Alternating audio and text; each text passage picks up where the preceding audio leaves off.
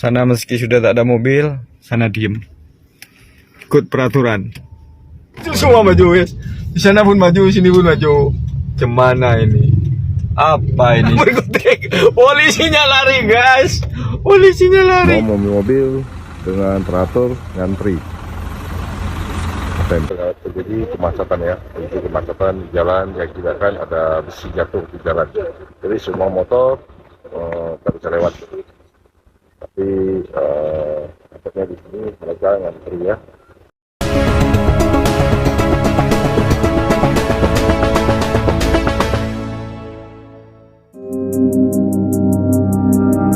Oh hai, oh halo, hai semuanya. Apa kabar teman-teman? Jumpa lagi bersama Sari di channel ini. Didoakan dimanapun kalian berada tetap diberikan kesehatan, tetap semangat. Nah, kurang lebih sudah 1 tahun Sari memegang lesen Malaysia ya, lesen memandu. Nah, Sari juga kalau di Indonesia, di Medan itu juga bawa kendaraan. Kalau di sana dipanggil SIM, surat izin mengemudi.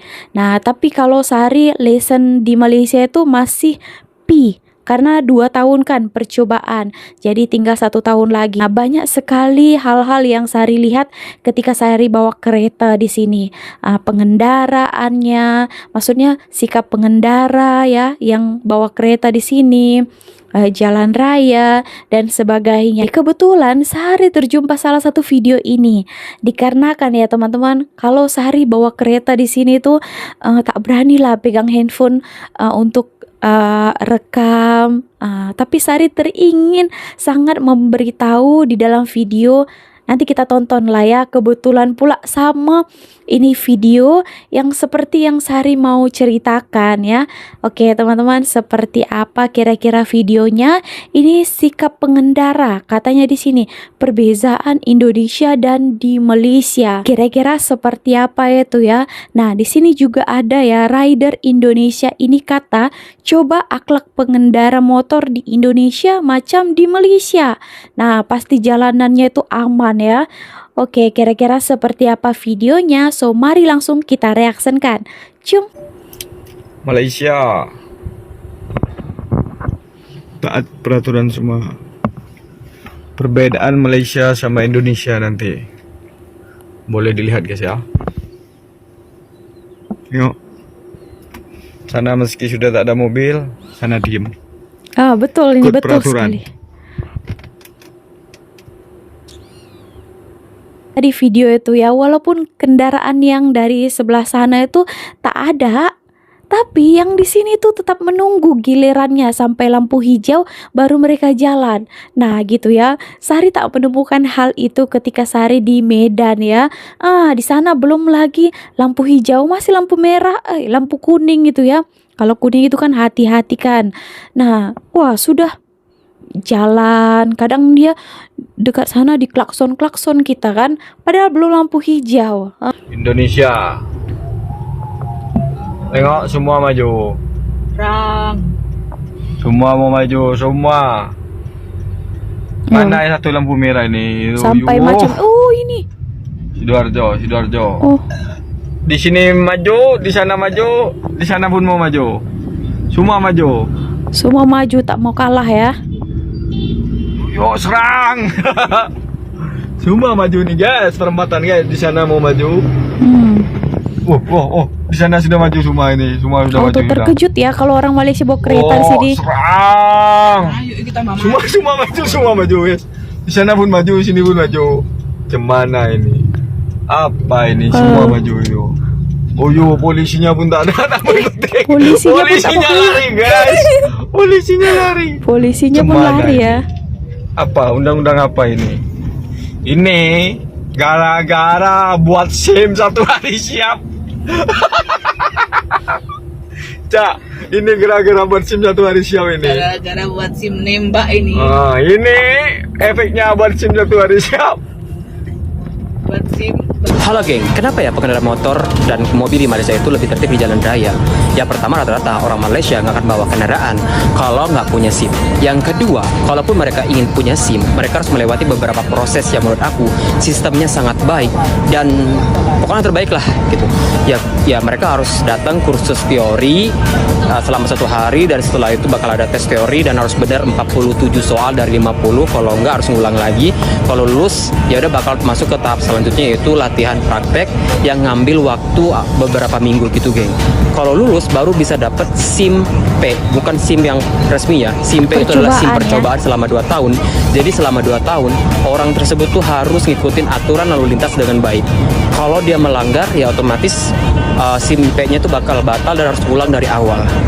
Gila ya kan ya, gila banget sih.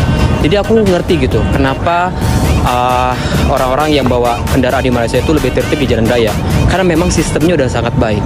Jadi orangnya udah dibekali ilmu dengan baik. Ketika sistemnya udah baik, maka akan melahirkan sumber daya manusianya yang baik juga. Malaysia mantap. Nah gitu ya, tadi tuh video yang ketika di Indonesia itu tuh Pak polisinya pun tidak mau kalah ya kan, dia pun langsung tancap gasnya. Kalau di Malaysia ini ada dikasih untuk lesson 2 tahun ya percobaan, macam sehari pun masih 1 tahun lagi, jadi 1 tahun kemudian lagi baru ditukar menjadi lesson biasa ya. Kalau kita berkendara ini kan, itu kita juga diuji kesabaran kita ya, dan juga sikap bertolak ansur kepada pengendara lain. Jangan kita mau menang sendiri kan, orang lain pun mau cepat juga kan. Sama-sama kita di jalan raya itu bertolak ansur satu sama yang lainnya. Mesti ya kalau orang Malaysia itu datang ke Indonesia itu sedikit terkejut kalau kalian bawa kereta di sana kan. Selain ya yang tak sabar itu ya, lampu merah masih sudah dihon-hon daripada belakang ya. Itu hari pun husband saya ketika balik ke sana dia cakap,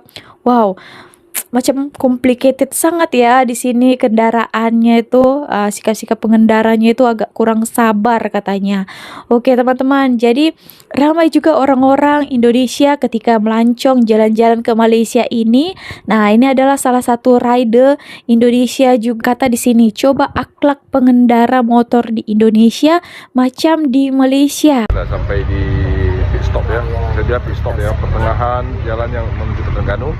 Di puncak bukit ini semua para biker kumpul di sini. Semua biker ini. Soalnya ini bisa dibilang tempat beristirahat ya, para biker pertengahan jalan. Sudah kedua kali saya datang kemari ya. Sudah kedua kali saya kemari. Pertama waktu saya touring Asia Tenggara ya. Ya yang kedua kali. Tapi motor saya masih tetap sama. Ini lokasinya di sini. Tempat para biker. Dari belakang semua motor semua dari belakangnya. Nah ini semua mobil-mobil dengan teratur ngantri. Ngantri beratur ya kalau ngantri. Dan di depan kita tak bisa lewat. Di sini banyak orang berhenti betul dulu saya matahari. Ya, terjadi kemacetan ya, terjadi kemacetan di jalan yang tidak kan ada besi jatuh di jalan. Jadi semua motor tak bisa lewat. Tapi akhirnya di sini mereka ngantri ya, mereka ngantri tidak mau jalur itu. Tambang angin gratis ya di SPBU di Malaysia. Jadi depan saya kurang angin, mesinnya gratis. Ya kita isi minyak gratis. Ya kita sesuaikan dengan tekanan angin kita. Yaitu tekan ini langsung bisa isi angin di sini. Pernah nggak sih lo ngerasa kalau pengendara motor sama mobil di Malaysia tuh lebih tertib di jalanan? Gue sendiri juga mikir gitu. Jadi pertama-tama nih, rata-rata orang Malaysia tuh nggak akan bawa kendaraan kalau belum punya surat izin mengemudi. Nah yang keren itu, proses buat dapetin surat izin mengemudinya juga rapi banget, geng. Jadi gini, buat dapetin surat izin mengemudi, orang sana tuh harus ikut kursus teori dulu, 1 hari full. Habis itu, mereka langsung dites teori, dan lo harus benerin 47 soal dari 50. Kalau nggak lulus, ya ulang lagi bro, nggak ada ampun. Kalau udah lolos tes teori, baru deh lanjut ke tahap berikutnya, yaitu latihan praktek yang bisa makan waktu beberapa minggu. Tergantung seberapa cepat lo belajar sih. Nah, kalau udah lulus semua, baru deh dapat surat izin mengemudi percobaan. Lesson P. Tapi geng, ini tuh bukan surat izin mengemudi resmi ya. Ini cuma percobaan selama 2 tahun. Jadi selama 2 tahun itu lo mesti super hati-hati di jalan. Betul. Kalau ada pelanggaran surat izin mengemudi lo hangus. Hmm. Bayangin 2 tahun sabar terus gagal gara-gara sekali melanggar. Parah kan? Nah, hati-hati ya. Kebayang dong pressure-nya?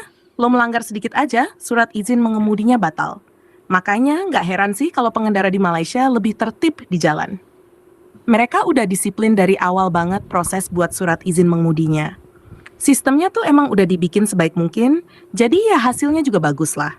Kalau sistem bagus, ya orang-orang yang bawa kendaraan juga bakal lebih pinter dan tertib, right? Gua respect banget sama cara mereka ngejalanin ini. Malaysia, you're doing great. Respect. Kalau dipikir-pikir, sistem ini tuh bikin kita jadi mikir ulang kalau mau bandel di jalan. Lo bayangin aja, setelah 2 tahun disiplin, lo buat dapat surat izin mengemudi yang resmi. Jadi benar-benar ada fase pembelajaran yang panjang dan penuh tanggung jawab sebelum lo benar-benar dianggap capable buat bawa kendaraan di jalan raya. Kalau di Malaysia, gue lihat tuh orang udah punya mindset yang tertanam sejak awal. Kalau lo nggak tertib, ya lo nggak layak buat bawa kendaraan. Simple, tapi powerful. Sistem ini tuh seakan-akan ngajarin lo buat lebih menghargai keselamatan diri sendiri dan orang lain. Dan bukan cuma buat diri lo, tapi juga buat komunitas di jalan.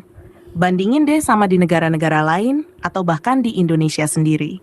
Kadang proses dapetin surat izin mengemudi nggak seketat itu, atau orang bisa aja bawa duluan sebelum punya surat izin mengemudi. Ini yang bikin beberapa pengendara di jalan jadi seenaknya, nggak taat aturan. Padahal, kalau semua orang disuruh lewat proses yang panjang kayak di Malaysia, gua rasa mental pengemudi juga akan jauh lebih siap dan disiplin. Selain itu, gue juga notice kalau di Malaysia, hukum dan peraturan lalu lintas tuh dipantau ketat banget. Lo bisa lihat CCTV di mana-mana, terus ada polisi lalu lintas yang aktif ngecek di jalanan. Kalau lo melanggar, pasti langsung kena tilang, dan datanya langsung masuk sistem. Ini bikin orang jadi lebih waspada dan hati-hati, karena tahu risikonya nyata. Jadi, bukan cuma sistem dapetin surat izin mengemudinya yang ketat, tapi penegakan hukumnya juga solid. Ini kombinasi yang menurut gue bikin jalan raya di Malaysia lebih tertib.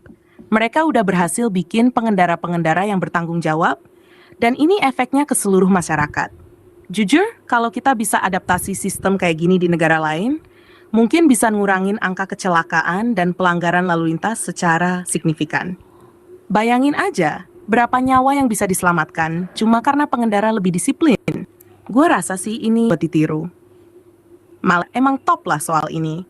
Sistem yang jelas, pengawasan yang ketat, dan hasilnya jalan raya yang lebih tertib dan aman. Kita bisa belajar banyak dari mereka soal ini. Kalau kita lihat lebih jauh lagi, sebenarnya sistem kayak gini tuh nggak cuma bikin tertib di jalan raya doang, tapi juga ngebangun rasa tanggung jawab individu terhadap komunitas.